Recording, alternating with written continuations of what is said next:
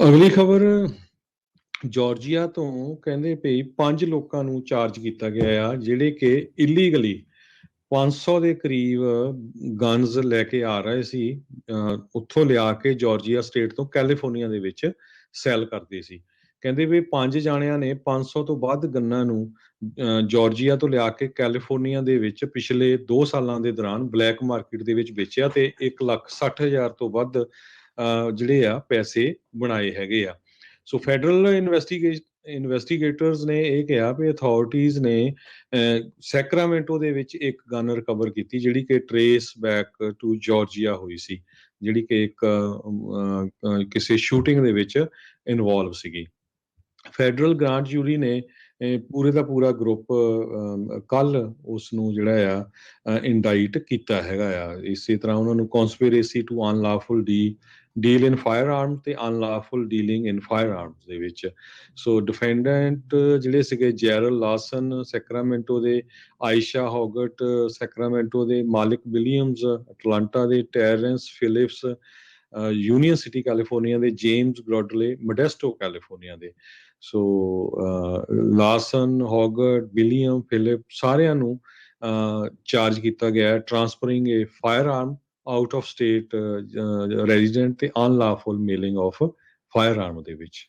ਜੀ ਯੂਐਸ ਦੇ ਵਿੱਚ ਕੈਲੀਫੋਰਨੀਆ 'ਚ ਜਿਹੜਾ 101 ਫਰੀਵੇ ਆ ਉਸ ਦੇ ਉੱਤੇ ਇੱਕ ਕਹਿੰਦੇ ਆ ਵੀ ਗਰਾਊਂਡ ਬ੍ਰੇਕਿੰਗ ਹੋਣ ਜਾ ਰਹੀ ਆ। ਦੁਨੀਆ ਦਾ ਸਭ ਤੋਂ ਵੱਡਾ largest wildlife crossing bridge, ਜਿਸ ਦੇ ਉੱਤੋਂ ਗੱਡੀਆਂ ਵੀ ਲੰਘਦੀਆਂ ਆਪਾਂ ਦੇਖੀਆਂ ਆ, ਬੰਦੇ ਤੁਰਦੇ ਹੋਏ ਵੀ ਦੇਖੇ ਆ। ਇਹ ਸਪੈਸ਼ਲ ਵਾਈਲਡ ਲਾਈਫ ਜਾਨਵਰਾਂ ਦੇ ਲਈ ਇੱਕ ਪਾਸੇ ਤੋਂ ਫਰੀਵੇ ਤੋਂ ਦੂਜੇ ਪਾਸੇ ਜਾਣ ਦੇ ਲਈ ਬਣਾਇਆ ਜਾਵੇਗਾ। ਕਹਿੰਦੇ ਵੀ ਇਦਾਂ ਦਾ ਬ੍ਰਿਜ ਕੋਈ ਨਵਾਂ ਨਹੀਂ, ਦੁਨੀਆ ਦੇ ਵਿੱਚ ਹੋਰ ਕਈ ਥਾਵਾਂ ਦੇ ਉੱਤੇ ਇਦਾਂ ਦੇ ਪੁਲ ਜਿਹੜੇ ਉਹ ਬਣਾਏ ਗਏ ਹੈਗੇ ਆ। ਇਸ ਬ੍ਰਿਜ ਬਣਾਉਣ ਦੇ ਨਾਲ ਕਹਿੰਦੇ ਵੀ ਮਾਊਂਟੇਨ ਲਾਇਨਸ ਹੋ ਗਏ, ਕਾਇਓਟੀਜ਼, ਡੀਅਰਸ, ਲਿਜ਼ਰਡ, ਸਨੇਕਸ ਤੇ ਹੋਰ ਜਿਹੜੀਆਂ ਵਾਈਲਡ ਲਾਈਫਸ ਆ ਉਹਨਾਂ ਨੂੰ ਇੱਕ ਪਾਸੇ ਮਾਊਂਟੇਨ ਤੋਂ ਦੂਜੇ ਪਾਸੇ ਜਾਣ ਦੇ ਵਿੱਚ ਮੌਕਾ ਮਿਲੇਗਾ।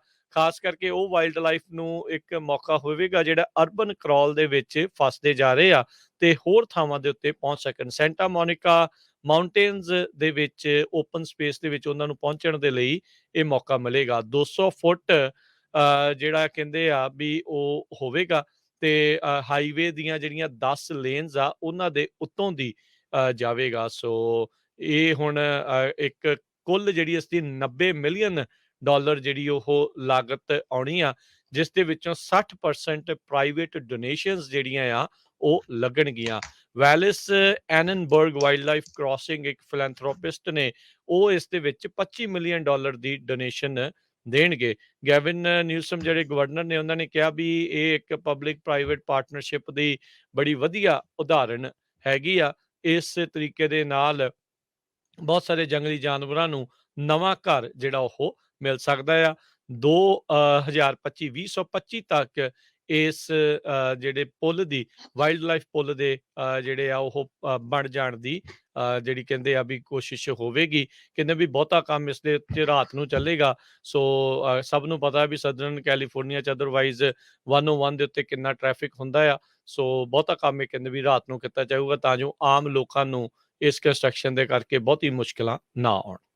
ਜੀ ਅਗਲੀ ਖਬਰ ਵੱਲ ਚਲੀਏ। ਕਹਿੰਦੇ ਵੀ ਬਹੁਤ ਸਾਰੇ ਅਮਰੀਕਨਸ ਇਸ ਟਾਈਮ ਖੁਸ਼ ਨਹੀਂ ਹੈਗੇ ਪ੍ਰੈਜ਼ੀਡੈਂਟ ਬਾਈਡਨ ਹੋਣਾ ਤੋਂ, ਖਾਸ ਕਰਕੇ ਉਹਨਾਂ ਨੇ ਜਿਸ ਹਿਸਾਬ ਦੇ ਨਾਲ ਇਕੋਨਮੀ ਨੂੰ ਹੈਂਡਲ ਕਰ ਰਹੇ ਹੈਗੇ। ਇਹ ਜਿਹੜੇ ਨਵੇਂ ਪੋਲ ਆ ਉਹ ਆਏ ਆ ਉਹਨਾਂ ਦੇ ਮੁਤਾਬਕ ਕਹਿੰਦੇ ਪਈ ਜਿਹੜੀ ਰਸ਼ੀਆ ਤੇ ਯੂਕਰੇਨ ਦੀ ਲੜਾਈ ਲੱਗੀ ਆ ਉਹਦੇ ਕਰਕੇ ਬਹੁਤ ਜ਼ਿਆਦਾ ਅਸਰ ਪਿਆ ਆ ਇਨਫਲੇਸ਼ਨ ਦੇ ਉੱਤੇ ਵੀ। ਆਪਾਂ ਦੇਖਿਆ ਹੀ ਆ 65% ਲੋਕ ਇਹ ਕਹਿ ਰਹੇ ਆ ਵੀ ਉਹ ਖੁਸ਼ ਨਹੀਂ ਹੈਗੇ ਪ੍ਰੈਜ਼ੀਡੈਂਟ ਬਾਈਡਨ ਉਹਨਾਂ ਦੀ ਇਕੋਨਮੀ ਨੂੰ ਹੈਂਡਲ ਕਰਨ ਤੋਂ।